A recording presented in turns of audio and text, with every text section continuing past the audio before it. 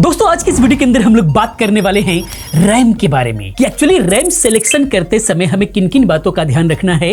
2024-2025 में अगर हम लोग पीसी बिल्ड कर रहे हैं तो किन किन बातों का ध्यान रखना है। इसी प्रकार से अगर एसएसडी को आप सेलेक्ट नहीं कर पा रहे हैं तो उस पर हमने वीडियो दे रखा है, आप जाकर के देख सकते हैं। लेकिन ये वीडियो होने वाली है रैम पर, क्योंकि एसएसडी वाले वीडियो के अंदर काफी लोगों ने कहा था इसी प्रकार की रैम की वीडियो दीजिए, तो हम लोग इस वीडियो के अंदर रैम को लेकर के आ गए हैं।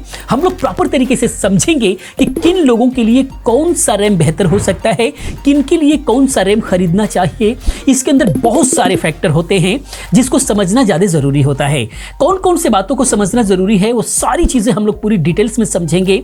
वीडियो बहुत ही इंफॉर्मेटिव होने वाली है, समझने के लिए वीडियो साथ अंत तक बने रहें। वीडियो पसंद आती है तो प्लीज वीडियो को लाइक करें, अपने दोस्तों के साथ शेयर करें, और पहली बार चैनल पर आ गए हैं तो प्लीज चैनल को सब्सक्राइब करें, क्योंकि हम लोग इस तरह के तमाम वीडियोस हम लोग लेकर के आते रहते हैं। बाकी इन सभी पार्ट्स को, कंप्यूटर्स का कोई भी पार्ट्स हो, सही प्राइस में सही ब्रांड में खरीदने के लिए हमारे टेलीग्राम चैनल को जरूर ज्वाइन करें। डिस्क्रिप्शन में लिंक है, वहां से आपको पता लगेगा कि किस प्रोडक्ट का बेस्ट प्राइस चल रहा है। हमेशा हम लोग शेयर करते रहते हैं। आइए दोस्तों चलते हैं टॉपिक पर। सबसे पहले हम लोग फिजिकली तौर पे समझ लेते हैं, उसके बाद हम लोग टेक्निकल बात करेंगे। फिजिकली तौर पे अगर हम बात करें तो यहाँ पर आप एक ये रैम देख पा रहे हैं जो इस तरीके का, यहाँ पर चिप होती है, सारी की सारी चिप जो होती है, जो मेमोरीज होती है वो इस तरीके से दिखती है आपको। कोई हीट सिंक नहीं होता, इस तरीके से कोई भी कंपैक्ट नहीं होता है। तो इस प्रकार की जितनी भी रैम हो, चाहे DDR3 हो, DDR4 हो, DDR5 हो, वैसे ये DDR3 की रैम है NT स्पोर्ट की, ये आप देख पा रहे हैं, इसका हमने निकाला हुआ है।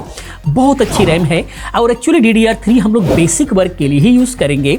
तो अगर फिजिकली हम लोग समझने की कोशिश करें कि हमें कौन सा लेना चाहिए, इन दोनों में क्या डिफरेंसेस है, जैसे कि अगर हम यहाँ पर बात करें तो ये DDR5 की रैम है, DDR5 की रैम है जो विदाउट हीट सिंक है। उसी प्रकार से DDR3 की रैम है, विदाउट हीट सिंक है, और यहाँ पर DDR4 की रैम है और ये भी DDR4 की रैम है जो कि इसके अंदर भी हीट सिंक लगा हुआ है।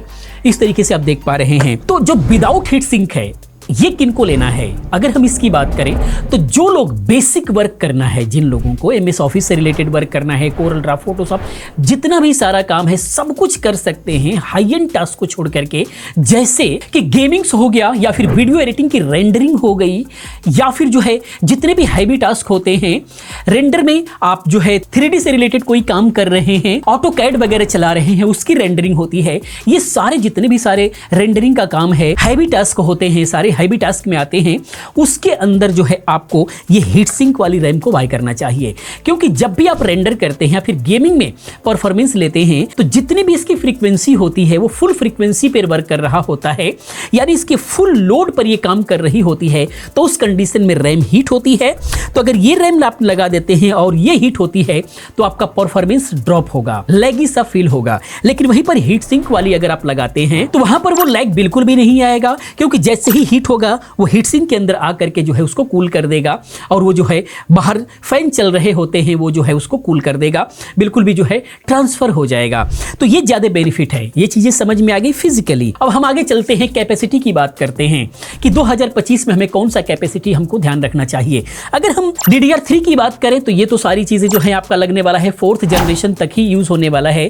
तो वहां तक तो 8 GB बहुत होता है, 8 GB से ऊपर की हमको जरूरत ही नहीं होती है। वैसे काफी लोग कहते हैं कि 16 GB लगा करके देखिए, फिर ये हो जाएगा, वो हो जाएगा, क्या हो जाएगा, लेकिन वहां तक जो है 8 GB बहुत होता है। चाहे तो 16 GB लगा सकते हैं, इस प्रकार की दो स्टिक कोई दिक्कत नहीं है। लेकिन अगर उससे ऊपर की अगर हम बात करें आज के डेट में 2025 में लेटेस्ट पीसी के लिए, तो अगर कैपेसिटी की बात करें, अगर आप गेमर हैं, गेमिंग के लिए पीसी बिल्ड कर रहे हैं और विंडोज 11 के साथ में आप पीसी बिल्ड कर रहे हैं, तो बहुत ही ज्यादा जरूरी है कि आप 16 GB के साथ में जाइए। 16 GB, चाहे आप DDR5 हो चाहे DDR4 हो। जैसे कि हमारे पास ये है 16 GB का ये किट है, आप 16 GB का एक भी स्टिक यूज कर सकते हैं। लेकिन उसके अंदर क्या होता है, जैसे मदरबोर्ड में ड्यूल चैनल होता है, तो ड्यूल चैनल अगर आप यूज करते हैं, खास करके AMD के प्रोसेसर के साथ में बहुत बड़ा डिफरेंसेस देखने को मिलता है सिंगल चैनल और ड्यूल चैनल में। इंटेल में थोड़ा सा कम डिफरेंसेस देखने को मिलता है, ये उनके आर्किटेक्चर पर डिपेंड करता है। लेकिन बेहतर परफॉर्मेंस के लिए जरूरी है कि 16 GB अगर आप यूज कर रहे हैं तो 8-8 GB का 2 स्टिक यूज करते हैं, तो वहां पर परफॉर्मेंस बहुत ही ज्यादा इनहेंस हो जाता है। क्योंकि ड्यूल चैनल में क्या होता है कि दोनों ही रैम एक साथ डाटा को रीड राइट कर रही होती हैं। जैसे ही प्रोसेसर की जरूरत है तो दोनों ही मिलकर के एक साथ डाटा को देती हैं, लेती हैं। तो इस तरीके से हमें स्पीड जस्ट डबल हो जाता है। लेकिन अगर आप सिंगल यूज करते हैं तो उस कंडीशन में क्या होता है कि आपको सिंगल ही चैनल रीड राइट होता है, एक ही स्पीड मिलेगा, तो वहां पर स्पीड कम हो जाती है। तो जनरली अब यहां पर सवाल काफी लोगों का ये आता है कि हम लोग एक ही साथ ये 2 रैम बाय करें या फिर ये सिंगल रैम हम एक बाय करें, बाद में जो है हम दोबारा एक और लेकर के लगा लेंगे।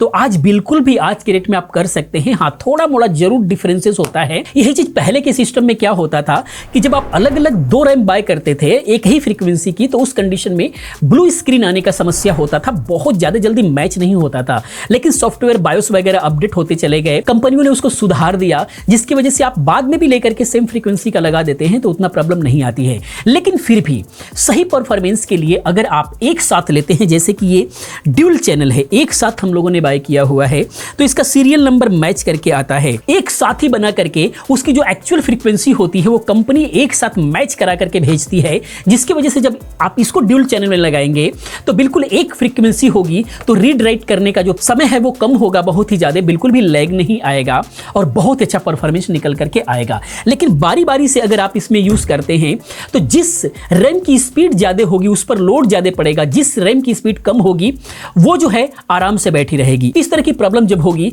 तो स्पीड आपको उतना खास नहीं मिल करके आएगा। ये सारी प्रॉब्लम्स देखी जाती है। तो गेमिंग्स के लिए, चूंकि हम लोग कैपेसिटी पे बात कर रहे थे, तो गेमिंग्स के लिए 16 GB जरूरी है। अगर बहुत ही हाई एंड गेमिंग करते हैं तो आप 32 GB भी लगा सकते हैं, उसके बाद आपको बहुत ही नेक्स्ट लेवल का परफॉर्मेंस निकल करके आएगा। वीडियो एडिटिंग्स की बात करें तो वीडियो एडिटिंग के अंदर भी आपको कम से कम 16 GB की जरूरत है। लेकिन वीडियो एडिटिंग में अगर आप लेंदी वीडियो एडिट कर रहे हैं और वीडियो एडिट करते समय और भी बहुत सारी चीजें आप देख रहे हैं, मल्टीटास्किंग कर रहे हैं, तो उस कंडीशन में भी आपको जो है 16 GB या फिर उससे ऊपर के रैम की जरूरत होगी। अगर बड़ी वीडियो एडिट कर रहे हैं, उसकी रेंडरिंग करना है, साथ में और भी काम करना है, तो आप 32 GB या फिर जो है 64 GB लगा सकते हैं। एडिटिंग में ही सबसे ज्यादा स्पेस की जरूरत होती है, तो ये चीज आपको ध्यान में रखना है। वैसे YouTube की वीडियो एडिट कर रहे हैं प्रीमियर प्रो में आप 10 मिनट, 15 मिनट, 20 मिनट की, तो वहां पर आप जो है आराम से 16 GB के साथ में कर सकते हैं। लेकिन पॉडकास्ट वगैरह हो गया, फिर कोई स्टोरी टेलिंग वगैरह अगर इस तरीके का कोई वीडियोस बना रहे हैं तो वो बड़ी वीडियो हो जाती है, आधे घंटे 1 घंटे की, तो उस कंडीशन में 32 GB या फिर 64 GB की जरूरत पड़ेगी। बाकी नॉर्मल यूजेस में अगर आप हैं, बिल्कुल बेसिक यूज कर रहे हैं, तो आपको हीट सिंक वाले की भी जरूरत नहीं है। आप इस टाइप का रैम जो है यूज कर सकते हैं, चाहे DDR4 में, चाहे DDR5 में। बेसिक यूज में MS ऑफिस से रिलेटेड है, कोरल ड्रा फोटोस आप बिल्कुल बेसिकली तौर पर यूज कर रहे हैं, गेमिंग एंड वीडियो एडिटिंग को छोड़ करके, तो आप इसको यूज कर सकते हैं। प्राइस में बहुत बड़ा डिफरेंसेस मिलेगा। जैसे कि DDR4 की बात करें तो ये आपको मिलता है 1800-1900 रुपए के आसपास में मिलता है, और वहीं पर इस टाइप की ले लेंगे विदाउट हीट सिंक तो 1200-1300 रुपए में मिल जाएगा। तो इस तरीके का मिलता है। तो आपके काम पे डिपेंड करता है कि आपका काम कैसा है। उसके बाद DDR की अगर हम बात करें, जैसे DDR3, DDR4, DDR5 की बात कर रहे हैं, तो अभी का जो समय चल रहा है DDR4 और DDR5 दोनों का ही समय बिल्कुल इक्वल चल रहा है। लेकिन अगर फ्यूचर प्रूफ पीसी चाहते हैं और बजट का इशू उतना नहीं है, तो आपको DDR5 के साथ में जाना चाहिए। जैसे कि ये DDR5 की रैम है, कम बजट के अंदर ये है, फिर भी 2000 रुपए का है, 8 GB DDR5 का। रीजन क्या होता है कि इसकी फ्रीक्वेंसी ज्यादा मिलती है। जैसे अगर हम DDR4 की बात करें तो जितने भी ओल्ड मदरबोर्ड हैं, जितने भी अभी तक जो बेसिक मदरबोर्ड आ रहे हैं, उससे 3200 के आसपास की स्पीड जो है रीड राइट आप ले पाएंगे।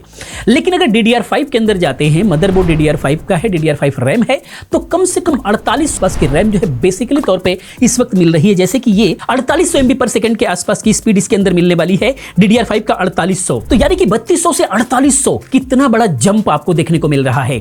लेकिन यहां पर बजट का इशू आएगा, सिर्फ रैम के अंदर ही नहीं। वैसे अगर यहां पर देखें तो विदाउट हीट सिंक की अगर हम बात करते हैं तो ये DDR4 में 1200-1300 रुपए, 1400 रुपए तक का आएगा, और DDR5 में 1900-2000 रुपए, 2200 रुपए के आसपास आएगा। प्राइस सिर्फ रैम के अंदर ही डिफरेंसेस नहीं आएगा। अब आपको DDR5 का मदरबोर्ड लेना पड़ेगा, जो आपको DDR4 से काफी कॉस्टली पड़ेगा। तो जो ओवरऑल कॉस्ट है वो DDR5 का ज्यादा होने वाला है, लेकिन फ्यूचर प्रूफ रहने वाला है। काफी दिनों तक आप जो है अपग्रेडेड रहेंगे बिल्कुल भी पीसी के साथ में, क्योंकि DDR5 के साथ में आपने पीसी बिल्ड किया हुआ है। तो बजट का इशू है तो आप DDR4 के साथ में अभी भी पीसी बिल्ड कर सकते हैं। 3200 वाली कम नहीं होती है, तो ये 4800 मेगाहर्ट्ज की जो है ये जो स्पीड आपको मिलने वाली है, और इसकी स्पीड बहुत ज्यादा मिलेगी, जैसे 3200 मेगाहर्ट्ज, उससे बहुत ज्यादा आपको यहां पर बूस्ट मिलने वाला है। लेकिन मदरबोर्ड का आपको ध्यान रखना होगा और ये बहुत इंपॉर्टेंट है। काफी लोग कहते हैं कि क्या मैं रैम बढ़ा लूं तो हमारी स्पीड बढ़ जाएगी, हमारे पीसी की स्पीड बढ़ जाएगी। तो रैम बढ़ाने का मतलब यह हुआ कि अगर आप सिंगल चैनल यूज कर रहे हैं, 3200 मेगाहर्ट्ज वाली अगर आप यूज कर रहे हैं सिंगल, और अगर आप दूसरे चैनल पर 8 GB का 3200 मेगाहर्ट्ज एक और लगा देते हैं तो वहां पर आपकी स्पीड बढ़ जाएगी। लेकिन अगर दोनों ही 3200 मेगाहर्ट्ज वाली अगर आप लगाए हुए हैं पहले से ही और स्पीड बढ़ाने के लिए 3200 मेगाहर्ट्ज में ही उनको निकाल करके अगर आप 16 GB का लगा करके 3200 मेगाहर्ट्ज वाली ही लगा देते हैं तो वहां पर स्पीड पर कोई खास फर्क नहीं पड़ेगा। हाँ, बड़ी वीडियोस एडिट कर रहे हैं, बड़ा काम कर रहे हैं तो वहां पर आपको बेनिफिट मिलेगा, लेकिन स्पीड में खास अंतर नहीं मिलेगा। वहीं पर अंतर कब मिलेगा कि अगर आपका लेटेस्ट मदरबोर्ड है और 3200 मेगाहर्ट्ज की जगह पर अगर आपने, जैसे कि Corsair Vengeance बहुत अच्छी रैम है, इसी के अंदर अगर 3600 मेगाहर्ट्ज अगर आप ले लेते हैं तो यहां पर स्पीड आपकी बढ़ जाएगी। जैसे मान लीजिए 8 GB 3200 मेगाहर्ट्ज है, स्पीड बढ़ाना चाहते हैं तो 8 GB 3600 मेगाहर्ट्ज ले लेंगे और आपका मदरबोर्ड अगर सपोर्ट करता है, आपका प्रोसेसर अगर सपोर्ट करता है तो यहां पर स्पीड बढ़ जाएगी। ये चीज आपको ध्यान में रखना है। मान लीजिए 2666 काफी लोग यूज करते हैं, पुराना पीसी अगर किसी के पास है तो आप उसको निकाल करके आप 3200 मेगाहर्ट्ज वाली यूज कर लीजिए, वहां पर स्पीड आपको दिखने को मिल जाएगी। प्रैक्टिकली बहुत अच्छा खासा स्पीड बढ़ा हुआ आपको मिलेगा। ये मेगाहर्ट्ज बढ़ेगा तो स्पीड बढ़ेगा, जो स्पेस बढ़ाएंगे तो स्पेस की जब जरूरत पड़ेगी तब जाकर के आपका पीसी लैग नहीं होगा, वो एक अलग कंडीशन है। लेकिन यहां पर मेगाहर्ट्ज बढ़ाने से स्पीड बढ़ेगी, ना कि स्पेस बढ़ाने से आपकी स्पीड बढ़ेगी। काफी लोग कहते हैं कि हमने 8 GB था 16 GB कर लिया फिर भी स्पीड नहीं बढ़ी, क्योंकि उसका कोई फायदा नहीं है। हाँ, सिंगल चैनल से ड्यूल चैनल करेंगे तो वहां पर जरूर जो है उसका स्पीड का फर्क पड़ेगा। और DDR5 के अंदर अगर हम बात करें स्पीड की तो बहुत 7000 मेगाहर्ट्ज तक की जो है अभी बिकने लगी है। नॉर्मली बेसिक तौर पर 5600 मेगाहर्ट्ज या फिर 6000 मेगाहर्ट्ज की जो रैम है ये बहुत ज्यादा सेल हो रही हैं, लेकिन प्राइसेस तो ओवरऑल हाई है ही अगर DDR4 के अकॉर्डिंग देखा जाए तो। इसीलिए इन सारी चीजों को ध्यान में रखते हुए आपको बिल्ड में जाना है, सिलेक्ट करना है। और इसके बाद आ जाती है RGB नन RGB। RGB वाला लेना चाहिए या फिर नन RGB वाला, विदाउट RGB वाला लेना चाहिए। तो जैसे कि अगर आप यहां पर देखें तो ये जो रैम होती है Corsair Vengeance की बहुत ही बेहतरीन रैम होती है, अच्छा सा ब्रांड भी आपको मिलता है, लेकिन इसके अंदर हीट सिंक होती है, लेकिन इसके अंदर जो है आपको RGB नहीं मिलती है, लाइट्स नहीं मिलेगी। वहीं पर अगर आप T-Force का ये अगर लेते हैं डेल्टा तो ये 3600 मेगाहर्ट्ज है, लेकिन 3200 मेगाहर्ट्ज में भी मिलती है, लेकिन ये RGB वाली है, बहुत सारी लाइटें जलती हैं। तो इसका परफॉर्मेंस से कोई लेना देना नहीं है। अगर आप गेमिंग पीसी बिल्ड कर रहे हैं, लाइटों का बहुत बड़ा शौक है आपका, तो आप RGB ले सकते हैं, या फिर एक प्रोफेशनल सा विदाउट RGB तड़क भड़क नहीं चाहिए तो आप सिंपल सा Corsair Vengeance का ले लीजिए। बहुत ही कमाल का इसका परफॉर्मेंस रहता है, ड्यूरेबिलिटी भी बहुत अच्छी है, इसमें कोई डाउट नहीं है। इसके बाद होता है लेटेंसी का, CAS लेटेंसी। किसी भी रैम का स्पेसिफिकेशन जब आप देखेंगे तो Amazon पर हो या फिर कहीं पर भी हो, अगर Amazon पर लेटेंसी नहीं दिखाई दे रही है तो आप जाकर के उसके स्पेक्स पर गूगल में सर्च कर सकते हैं, उसके स्पेक्स पर जाकर के देख सकते हैं। CL करके जो लिखा होता है, CL के बाद जो नंबर्स आते हैं वही लेटेंसी होता है। तो ये जो नंबर्स है, जो जितना ही कम होगा, जिसकी लेटेंसी जितना ही कम होगी उतना ही वो रैम फास्ट होगी। तो अगर DDR5 के अंदर अगर हम बात करें, CL 30 से 40 जो है आपको लेना बेहतर होगा, इससे कम मिले तो और भी ज्यादा बेहतर होगा।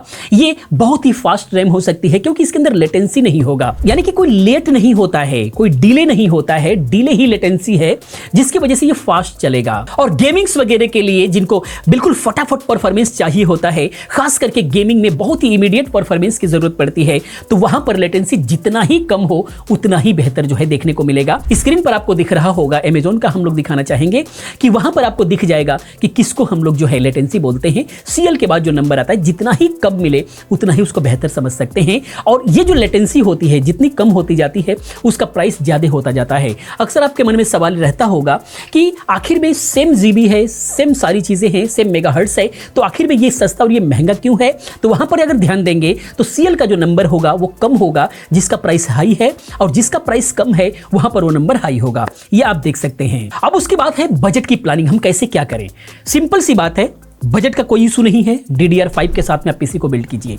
बजट का इशू है, बजट कम है, तो आप DDR4 के साथ में जो है आप पीसी बिल्ड कीजिए, बिल्कुल भी मजा आ जाएगा। कोई दिक्कत अभी भी नहीं है, अगले साल 2 साल तक कोई भी दिक्कत होने वाली नहीं है। वैसे जितना पैसा लगाएंगे वो तो उसका बेनिफिट्स आपको मिलेगा ही, जितना लेटेस्ट के साथ में रहेंगे उसका बेनिफिट तो आपको मिलेगा ही। उसके बाद होती है कैपेबिलिटी, कैसे हम चेक करें। आखिर में ये जो फ्रीक्वेंसीज है, मेगाहर्ट्ज है, ये सब कैपेबिलिटी हम लोगों को कैसे चेक करना होगा। तो जैसे ही मदरबोर्ड, आप कोई भी मदरबोर्ड बाय करते हैं तो उसके रैम की फ्रीक्वेंसी ऑलरेडी जो उसका जो सपोर्ट होता है वो लिखा रहता है। अगर मदरबोर्ड आप खरीदने जा रहे हैं, ऑनलाइन खरीदने जा रहे हैं, तो उसका डिस्क्रिप्शन देखें, उसके अंदर सब कुछ लिखा होता है कि रैम को कितना मेगाहर्ट्ज तक जो है ये सपोर्ट करने वाला है।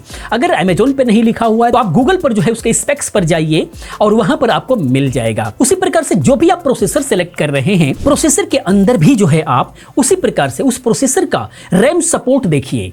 हर प्रोसेसर के जो स्पेसिफिकेशन में अगर आप जाएंगे तो रैम का सपोर्ट वहां पर दिख जाएगा कि DDR4 कितना मेगाहर्ट्ज तक सपोर्ट करेगा और DDR5 कितना मेगाहर्ट्ज तक सपोर्ट करेगा। उसके मैक्सिमम सपोर्ट का जो फ्रीक्वेंसी के हिसाब से अगर आप लेते हैं तो वहां पर जो है बिल्कुल भी बेहतर परफॉर्मेंस आप उससे निकाल सकते हैं। लेकिन कम सपोर्ट का मदरबोर्ड है, कम सपोर्ट का अगर आपका प्रोसेसर है और हाई मेगाहर्ट्ज का, हाई फ्रीक्वेंसी का अगर आप रैम लगा देते हैं तो ऐसा नहीं है कि रैम सपोर्ट नहीं करेगा, ऐसा नहीं है कि रैम नहीं चलेगा, रैम चलेगा, लेकिन उससे जो फ्रीक्वेंसी है, उसका जो स्पीड है, आपको वही मिलेगा जो मदरबोर्ड सपोर्ट कर रहा है और जो आपका प्रोसेसर सपोर्ट कर रहा है। वो फ्यूचर के लिए सही हो सकता है, लेकिन अभी उसकी जरूरत नहीं थी, हाई स्पीड की, हाई फ्रीक्वेंसी की जरूरत नहीं थी। जो आपने खरीदा है वहां पर पैसा आपका ज्यादा लग गया। तो इन सारी बातों का आपको ध्यान रखना है। बाकी कंक्लूजन की अगर हम बात करें, 2025 में अगर बजट का इशू नहीं है तो DDR5 के साथ में आप पीसी बिल्ड करें, उसी के साथ में जो है आप कंपोनेंट सारे खरीदें। बजट का इशू नहीं है तो फ्यूचर प्रूफ भी रहने वाला है, और बजट का इशू अगर आपको है तो DDR4 के साथ पीसी बिल्ड कर सकते हैं, क्योंकि अभी भी हमारे पास हमारे ऑफिस में DDR4 ही हम लोग बिल्ड किए हुए हैं, उसी के साथ में सब काम करते हैं, कोई दिक्कत नहीं है। बाकी आप लोगों की मर्जी। तो दोस्तों ये था सेलेक्ट करने का तरीका, सही तरीका। आपको ये वीडियो कैसा लगा प्लीज आप कमेंट में जरूर बताएं। इसी प्रकार की तमाम वीडियोस को देखने के लिए चैनल को सब्सक्राइब करें, चैनल के साथ बने रहें, क्योंकि इस तरह की तमाम वीडियोस मैं लेकर के आता रहता हूं। मिलते हैं अगले वीडियो में किसी और अच्छी इंफॉर्मेटिव वीडियो के साथ में। पूरी वीडियो देखने के लिए चैनल को सब्सक्राइब करने के लिए आप सभी का बहुत बहुत धन्यवाद।